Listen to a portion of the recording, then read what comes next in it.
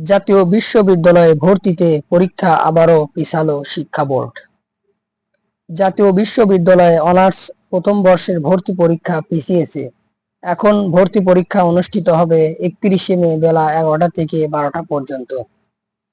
গতকাল শুক্রবার জাতীয় বিশ্ববিদ্যালয়ের সংবাদ বিজ্ঞপ্তিতে এ তথ্য জানানো হয়েছে। বিজ্ঞপ্তিতে জানানো হয়েছে, ভর্তি পরীক্ষার সংক্রান্ত অন্যান্য নির্দেশনা অপরিবর্তিত থাকবে বলে জানিয়েছেন শিক্ষা বোর্ড।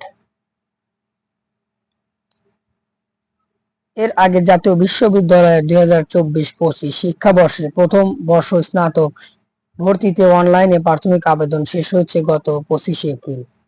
ওই দিন রাত 12টা পর্যন্ত আবেদন করতে পেরেছেন আগ্রহীরা, এটি জানিয়েছেন শিক্ষা বোর্ড থেকে।